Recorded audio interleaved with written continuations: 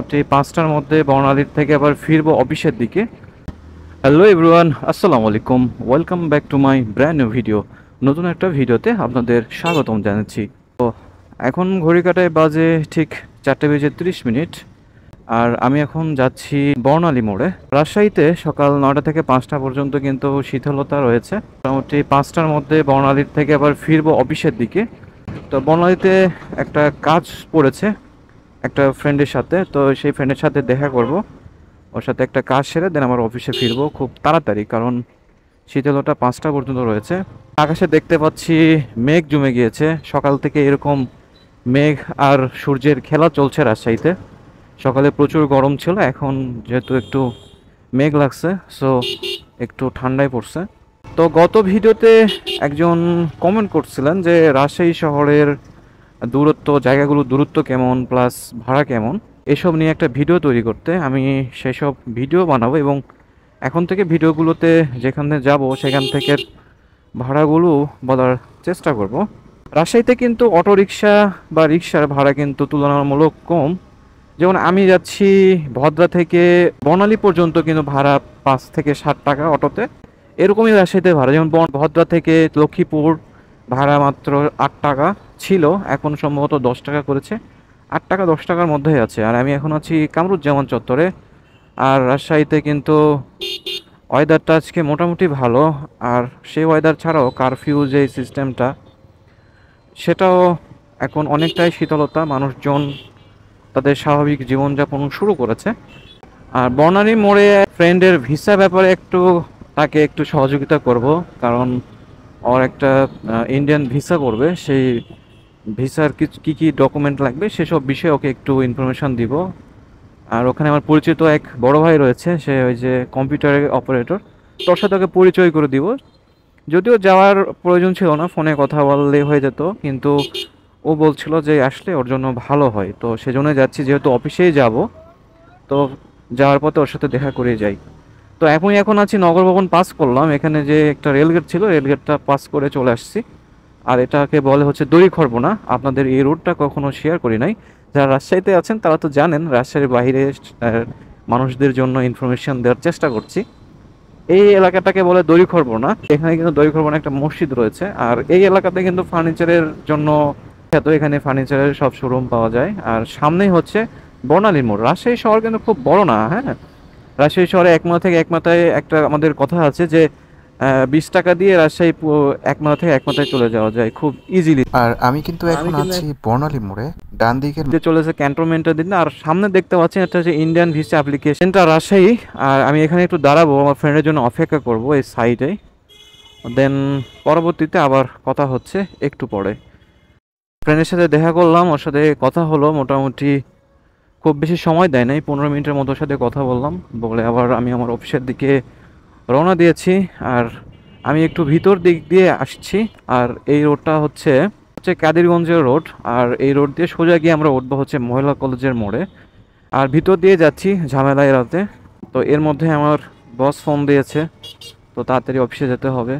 এই রোডটা বর্ণালী থেকে কাদিরগঞ্জ হয়ে আপনার মহিলা কলেজের মোড়ে গিয়ে উঠছে।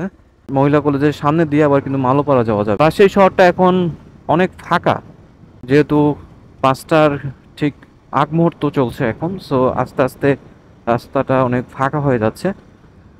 আর আমি এখন আছি রাজশাহী সরকারি মহিলা কলেজের সামনে। রাজশাহী শহর ঘুরতে খুব বেশি কিন্তু সময় লাগে না, অনেক ছোট্ট একটা শহর, অনেক গোছালো একটা শহর। প্রতিদিনের মতো চেষ্টা করছি আপনাদের সাথে ব্লগিংয়ের মাধ্যমে গল্প করার, আর রাজশাহীর রোডগুলো আপনাদের মাঝে শেয়ার করার।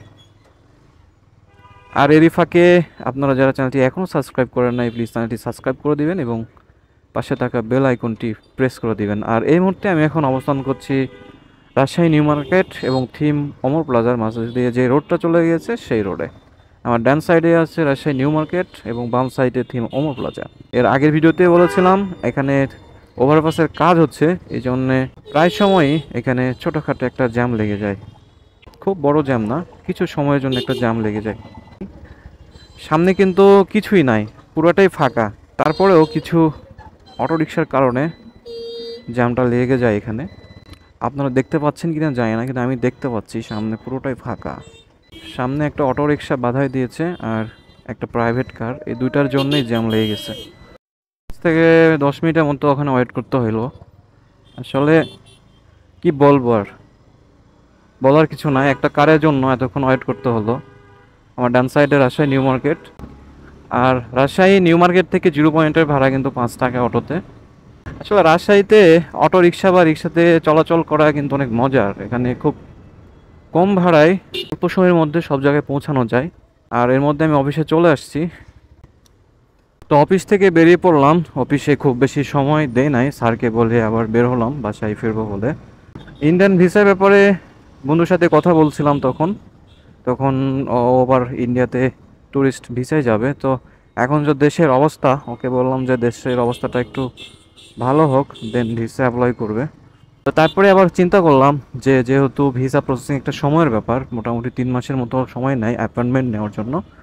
সো দেখা যাক, ওকে বললাম যে অনলাইনে তুমি দেখো যে কী অবস্থা। আর কালকে, এখন যেহেতু দোকানগুলো অফ, কালকে ওকে খোঁজ নিতে বলেছি। এখন বাসার দিকে এগোচ্ছি, আর আমি এখন আছি রাজশাহী রানীবাজার থেকে বটতলা পর্যন্ত যে রাস্তাটা রয়েছে সেই রাস্তা দিয়ে এগোচ্ছি। আর এখন কিন্তু সব দোকানপাট বন্ধ করা শুরু করে দিয়েছে।